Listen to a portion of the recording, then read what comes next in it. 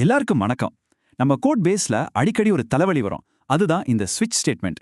இதை எப்படி சரி பண்ணி நம்ம கோடை இன்னும் சூப்பரா கிளீனா மாத்துறதுன்னு தான் இன்னைக்கு நம்ம பார்க்க போறோம். வாங்க உள்ள போலாம். உங்க கோட் பேஸ் கொஞ்சம் டல்லா, ஒரு மாதிரி குழப்பமா இருக்கிற மாதிரி ஃபீல் பண்றீங்களா?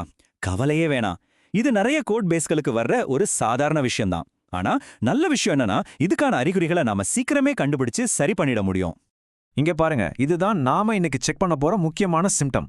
அதாவது உங்க கோட்ல இந்த மாதிரி ஒரு அமைப்பு இருந்துச்சுன்னா அது ஒரு பெரிய பிரச்சனைக்கான அறிகுறியா இருக்கலாம். இது நான் சொல்றதில்ல, பெரிய பெரிய ரீஃபேக்டரிங் புத்தகங்கள்ல சொல்ற ஒரு முக்கியமான பாயிண்ட். சரி, முதல்ல இந்த அறிகுறியை சரியா அடையாளம் கண்டுக்கலாம். டெவலப்பர்ஸ் மத்தியில இத கோட் ஸ்மெல்னு சொல்லுவாங்க. அதாவது கோட்ல ஏதோ ஒரு தப்பு இருக்குன்னு நமக்கு வர்ற ஒரு சின்ன சிக்னல் மாதிரி. இது பார்க்கறதுக்கு சும்மா ஒரு ஸ்விட்ச் ஸ்டேட்மெண்ட் மாதிரி தெரிஞ்சாலும் உண்மையிலே இது ஒரு பெரிய விஷயத்தோட அடையாளம். அதாவது உங்க கோட்ல ஒரே ஒரு இடம் மட்டும் தேவைக்கு அதிகமா பல வேலைகளை செய்ய முயற்சி பண்ணுது. இது ஆப்ஜெக்ட் ஓரியன்டட் டிசைனோட அடிப்படைக்கே எதிரானது. சொல்லப்போனா இது ஒரு ஆழமான டிசைன் பிரச்சனைக்கான அலாரம்னே சொல்லலாம். ஓகே, அறிகுறியை கண்டுபிடிச்சாச்சு. இப்போ இதனால நம்ம கோடோட ஹெல்த்துக்கு லாங் டேர்ம்ல என்ன பாதிப்பு வருதுன்னு பார்க்கலாம் வாங்க. இப்போ நீங்க கேட்கலாம், இதுல என்னங்க பெரிய பிரச்சனை? ஸ்விட்ச் ஸ்டேட்மெண்ட் நல்லாதானே வேலை செய்யுது, எதுக்கு இதை மாத்தணும்னு தோணும். கரெக்ட் தான். ஆனா ஆப்ஜெக்ட் ஓரியன்டட் ப்ரோக்ராமிங்கோட ஒரு முக்கியமான கொள்கையே எந்த லாஜிக் எங்க இருக்கணுமோ அங்கதான் இருக்கணுங்கிறது தான். இந்த ஸ்விட்ச் ஸ்டேட்மெண்ட் அந்த கொள்கையை அப்படியே உடைக்குது. அது எப்படின்னு சொல்றேன். இங்கே தான் அசல் பிரச்சனையே ஆரம்பிக்குது. உங்க லாஜிக் ஒரே இடத்துல இல்லாம அங்கங்க சிதறி கிடக்கும். இப்போ யோசிச்சு பாருங்க, நாளைக்கு புதுசா ஒரு கண்டிஷன் ஆட் பண்ணணும்னா நீங்க உங்க கோட்ல இருக்க எல்லா ஸ்விட்ச் ஸ்டேட்மெண்ட்டையும் ஒன்னொன்னா தேடி கண்டுபிடிச்சு மாத்தணும். நினைச்சு பார்க்கவே தலை சுத்துதில்ல? இதுல தப்பு நடக்க எவ்வளவு வாய்ப்பு இருக்கு பாருங்க. இந்த ரெண்டுக்கும் இருக்கிற வித்தியாசத்தை இங்க பாருங்க. லெஃப்ட் சைட்ல அந்த ஸ்விட்ச் பிரச்சனையால லாஜிக் அங்கொன்னோ இங்கொன்னுமா சிதறி கிடக்கு. ஆனா ரைட் சைட்ல இருக்கிற ஆப்ஜெக்ட் ஓரியன்டட் தீர்வுல ஒவ்வொரு லாஜிக்கும் அதுக்கான ஆப்ஜெக்ட்டுக்குள்ள ரொம்ப பாதுகாப்பா இருக்கு. புதுசா ஒரு கண்டிஷன் சேர்க்கணுமா? சிம்பிள், ஒரு புது கிளாஸ் ஆட் பண்ணா போதும். எவ்வளோ நீட்டா, எவ்வளோ அழகா இருக்கு பாத்தீங்களா? சரி, இப்ப ரொம்ப முக்கியமான பகுதிக்கு வந்தாச்சு.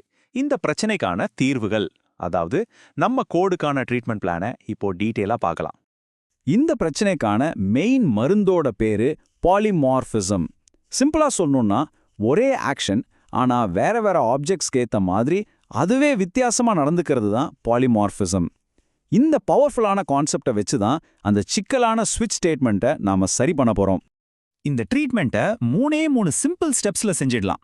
1, அந்த குழப்பமான ஸ்விட்ச் லாஜிக்கை தனியா ஒரு மெத்தடுக்குள்ள போடுங்க. 2, ஸ்விட்ச்ல இருக்கிற ஒவ்வொரு கேஸுக்கும் ஒரு தனி கிளாஸ் கிரியேட் பண்ணுங்க. கடைசியா 3வது ஸ்டெப், அந்த பெரிய ஸ்விட்ச் ஸ்டேட்மெண்ட்டை தூக்கிட்டு அதுக்கு பதிலா ஒரே ஒரு மெத்தட் காலை மட்டும் வைங்க. அவ்வளவுதான். இப்போ நீங்க எந்த ஆப்ஜெக்ட பாஸ் பண்றீங்களோ பாலிமார்பிசம் மேஜிக் மாதிரி அதுக்குரிய கிளாஸ்ல இருக்கிற மெத்தடை கரெக்டா கூப்பிட்டு ரன் பண்ணிடும். பாலிமார்பிசம்ங்கிறது ஒரு பொதுவான மருந்து மாதிரி. ஆனா சில சமயம் ஸ்பெசிஃபிக்கான பிரச்சனைகளுக்கு ஸ்பெஷல் ட்ரீட்மெண்ட் தேவைப்படும் இல்லையா? அந்த மாதிரி சில ஸ்பெஷலான ரீஃபேக்டரிங் பேட்டர்ன்ஸ் இப்ப பார்க்கலாம். உங்களோட ஸ்விட்ச் ஸ்டேட்மெண்ட் என்ன பண்ணுது? ஒரே ஒரு மெத்தடை கூப்பிட்டு ஒவ்வொரு கேஸுக்கும் வேற வேற வேல்யூஸை மட்டும் பாஸ் பண்ணுதா? அப்போ ரொம்ப சிம்பிள், ஒவ்வொரு கேஸுக்கும் தனித்தனி மெத்தடாவே உருவாக்கிடுங்க. அப்புறம் அந்த ஸ்விட்சை அப்படியே தூக்கிடலாம். இது உங்க கோடை படிக்கிறதுக்கு இன்னும் ஈஸியா ஆக்கிடும். உங்க கோட்ல அடிக்கடி if object not equal to நல்னு செக் பண்ணிட்டே இருக்கிறீங்களா? இதுவும் ஒரு வகையான கண்டிஷனல் லாஜிக் தான். இதை சரி பண்ண ஒரு சூப்பரான பேட்டர்ன் இருக்கு. அதுதான் நல் ஆப்ஜெக்ட். இது என்ன பண்ணும்னா, இது ஒரு டம்மி ஆப்ஜெக்ட் மாதிரி. எந்த வேலையும் செய்யாது, ஆனா நல் எரர் வராம பாத்துக்கும். இதனால உங்க கோட்ல தேவையில்லாத இஃப் கண்டிஷன்ஸ் எல்லாம் குறைஞ்சு கோட் இன்னும் கிளீன் ஆயிடும். சரி, இந்த ட்ரீட்மெண்ட்லாம் பண்ணதுக்கு அப்புறம் நமக்கு என்ன பெனிஃபிட் கிடைக்கும்? அதே மாதிரி எப்ப இந்த அறிகுறியா நாம கண்டுக்காம விடலாங்கிறதையும் இப்ப பாத்துடலாம். இந்த ரீஃபேக்டரிங் பண்றதுக்கான முக்கியமான நன்மையே இதுதான். உங்க கோடோட அமைப்பு ரொம்பவே மேம்படும்.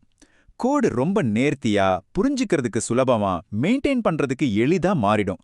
சிம்பிளா சொன்னா ஒவ்வொரு லாஜிக்கும் அது இருக்க வேண்டிய இடத்துல கரெக்டா போய் உட்கார்ந்துடும். ஆனா ஒன்னு தெரிஞ்சுக்கோங்க, எல்லா ஸ்விட்ச் ஸ்டேட்மெண்ட்டுமே கெட்டது கிடையாது. சில நேரங்கள்ல அதை அப்படியே விட்டுடுறது தான் புத்திசாலித்தனம். உதாரணத்துக்கு, உங்க ஸ்விட்ச் ரொம்ப சிம்பிளான சின்ன சின்ன வேலைகளை மட்டும் செஞ்சா அதை மாத்த மெனக்கெட வேண்டாம். அதே மாதிரி ஃபேக்டரி பேட்டர்ன்ஸ்ல ஆப்ஜெக்ட்ஸ் கிரியேட் பண்றதுக்கு ஸ்விட்ச் பயன்படுத்துறது ரொம்பவே சகஜமான, ஏத்துக்கக்கூடிய ஒரு விஷயம்தான். இப்போ உங்களுக்கு இந்த அறிகுறியை பத்தியும் அதுக்கான ட்ரீட்மெண்ட்டை பத்தியும் நல்லாவே தெரிஞ்சிருக்கும். ஒரு நிமிஷம் உங்க சொந்த கோட் பேஸை மனசுல கொண்டு வாங்க. இந்த ஸ்விட்ச் ஸ்மெல் எங்கேயாவது வருதா? அப்போ முதல்ல எந்த ஸ்விட்ச் ஸ்டேட்மெண்ட்டுக்கு நீங்க ட்ரீட்மெண்ட் கொடுக்க போறீங்க? யோசிங்க, செயல்படுங்க.